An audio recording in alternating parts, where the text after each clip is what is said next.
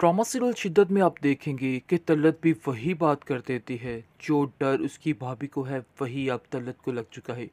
क्योंकि उसको भी समझ आ रही है कि घर का माहौल काफ़ी ज़्यादा ख़राब हो रहा है और हर वक्त सुल्तान जो है वो सिर्फ़ और सिर्फ मंडलाता रहता है इस मशाल के पीछे और उसकी ही बातें करता रहता है, जिसको देखकर वो काफ़ी हैरान होती है और असरा को कहती है कि कम अकल असरा, तुम्हें समझ नहीं आ पा रही है कि आखिर ये क्या हो रहा है, तुम इतनी अनजान कैसे हो सकती हो, तुम्हें बिल्कुल भी एहसास नहीं है कि लोग क्या कर रहे हैं तुम्हारे साथ और क्या करना चाहते हैं। तुम नहीं जानती कि सुल्तान का सारा ध्यान जो है वो मशल की तरफ होता जा रहा है। अगर तुम्हें इस चीज़ का अंदाज़ा होता और इन बातों को तुम समझती, तुम कभी भी उसको उसके नज़दीक नहीं जाने देती।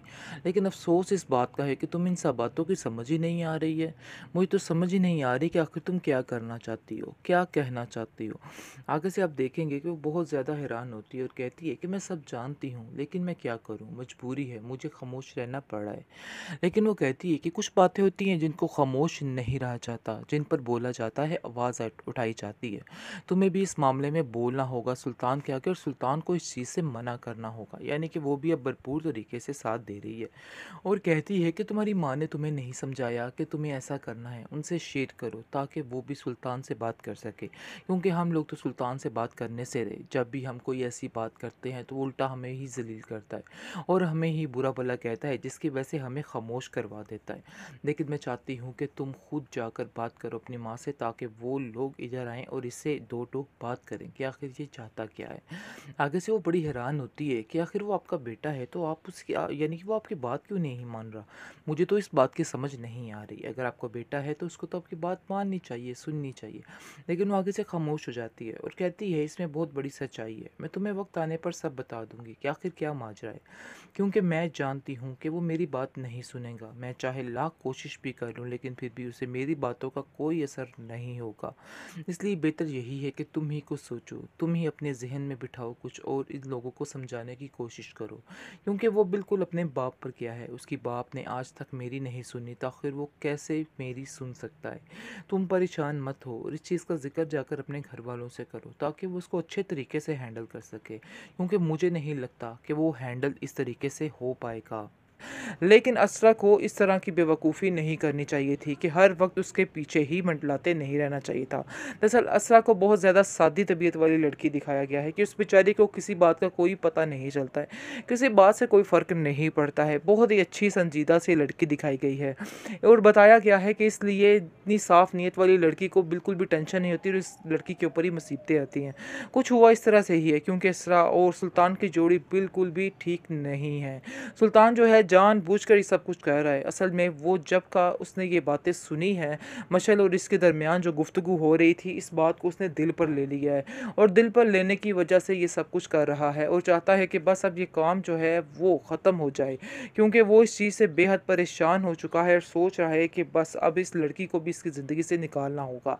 साफ साफ तो वो कहने से रहा, लेकिन इसलिए इसके यानी कि इस तरह की चीज़ों के लिए इस तरह के हथकंडे जो है वो अपना रहा है। खैर, आप देखेंगे किस तरह कहती है कि अगर आपको मसला है मशल से तो मैं इसको छोड़ देती हूँ, उससे बिल्कुल बातचीत नहीं करूँगी। लेकिन वो कहता है कि मैंने तुम्हें कब कहा, बल्कि मैं तो तुम्हें ये कहना चाहता था कि उसके साथ बातचीत ज़्यादा बढ़ाओ, क्योंकि अगर तुम मुझसे ऐसी हो जाओगी फिर हो सकता है तुम्हारे अंदर भी कोई खूबी, कोई तब्दीली आ जाए। लेकिन मुझे नहीं लगता कि तुम्हारे अंदर कोई भी खूबी, कोई तब्दीली आ सकती है। तुम जैसी हो वैसी ही रहने वाली हो। असरा इन सब चीज़ों को सुनकर और ज़्यादा बेचैन और ज़्यादा परेशान होने लग जाती है कि आखिर मैं जो मर्ज़ी कर लूँ, इधर कोई किसी की यानी कि कोई नेकी नहीं है मेरी, मुझे ऐसे ही ज़लील किया जा रहा है। बेहतरीन ड्रामा सीरियल शिद्दत में आप देखे हैं जी क्या हो रहा है, आखिर ये क्या चक्कर बन गया, कैसे इन्होंने मशाल जैसी इतनी अच्छी लड़की को किस तरह से जलील करने का प्लान कर लिया है। यानी कि ये सब कुछ दिखाने की कोशिश की जा रही है कि आखिर मशाल भी ठीक लड़की नहीं है, लेकिन ऐसा बिल्कुल भी नहीं है। वो सिर्फ़ और सिर्फ असरा की खातिर ये सारी बातों को कंट्रोल कर रही है, क्योंकि उसे हर बार गुस्सा आया है जब जब सुल्तान ने असरा को जलील किया है और सबके सामने उससे बदतमीज़ी करने की कोशिश कोशिश की है और उसने इस बात का खरा जवाब दिया है।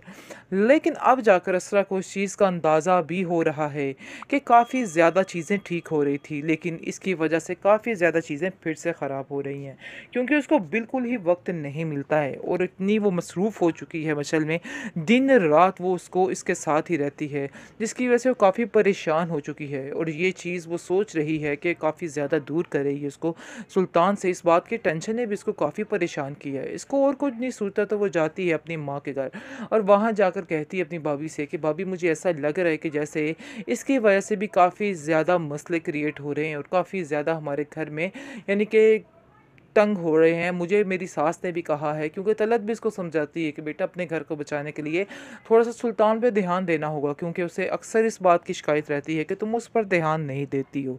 ऐसा हरगिज़ ना करना, अपने घर को अपने हाथों से खुद बर्बाद करने पे क्यों तुली हुई हो? तुम्हें इस लड़की से जान छुड़ानी होगी। रखो ठीक है, लेकिन मैं तुम्हें ये नहीं कहती कि इस मशल से अपनी जान छुड़वा लो। मैं बस तुमसे यही कहना चाहती हूँ कि तुम्हें मशल के साथ एक तरीके के साथ वक़्त गुज़ारना है, क्योंकि जिस तरह तुम उसके ऊपर इतना निछावर हो जाओगी तो फिर हर चीज़ से दूर होकर रह जाओगी, हर चीज़ से कट कर रह जाओगी। वैसे मैं तुमसे जानती हूँ कि तुम पर कभी मैंने किसी चीज़ का बोझ नहीं डाला है, लेकिन ख़ैर सुल्तान का ही इतना बोझ है, किसी और के बोझ की क्या ज़रूरत है उसको, और किसी की बात सुनने की उसमें हिम्मत ही कहाँ रहती होगी। क्योंकि सुल्तान जो है वो भी एक नंबर का, क्या बोलें उसको, कि क्या इंसान है।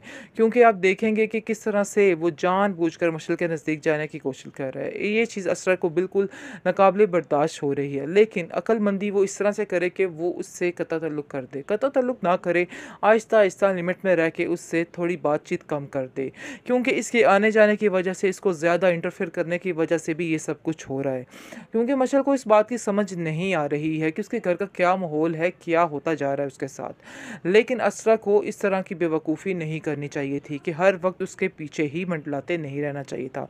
दरअसल असरा को बहुत ज़्यादा सादी तबीयत वाली लड़की दिखाया गया है कि उस बेचारी को किसी बात का कोई पता नहीं चलता है, किसी बात से कोई फ़र्क नहीं पड़ता है। बहुत ही अच्छी संजीदा सी लड़की दिखाई गई है और बताया गया है कि इसलिए इतनी साफ़ नीयत वाली लड़की को बिल्कुल भी टेंशन नहीं होती और इस लड़की के ऊपर ही मुसीबतें आती हैं। कुछ हुआ इस तरह से ही है, क्योंकि इसरा और सुल्तान की जोड़ी बिल्कुल भी ठीक नहीं है।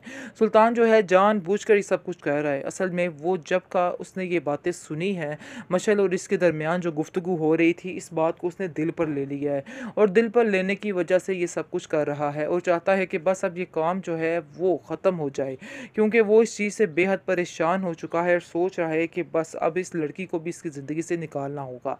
साफ साफ तो वो कहने से रहा, लेकिन इसलिए इसके यानी कि इस तरह की चीज़ों के लिए इस तरह के हथकंडे जो है वो अपना रहा है। खैर आप देखेंगे किस तरह कहती है कि अगर आपको मसला है मशल से तो मैं उसको छोड़ देती हूँ, उससे बिल्कुल बातचीत नहीं करूँगी। लेकिन वो कहता है कि मैंने तुम्हें कब कहा, बल्कि मैं तो तुम्हें ये कहना चाहता था कि उसके साथ बातचीत ज़्यादा बढ़ाओ, क्योंकि अगर तुम मुझसे ऐसी हो जाओगी फिर हो सकता है तुम्हारे अंदर भी कोई खूबी, कोई तब्दीली आ जाए। लेकिन मुझे नहीं लगता कि तुम्हारे अंदर कोई भी खूबी, कोई तब्दीली आ सकती है। तुम जैसी हो वैसी ही रहने वाली हो। असरा इन सब चीज़ों को सुनकर और ज़्यादा बेचैन और ज़्यादा परेशान होने लग जाती है कि आखिर मैं जो मर्ज़ी कर लूँ, इधर कोई किसी की यानी कि कोई नेकी नहीं है मेरी, मुझे ऐसे ही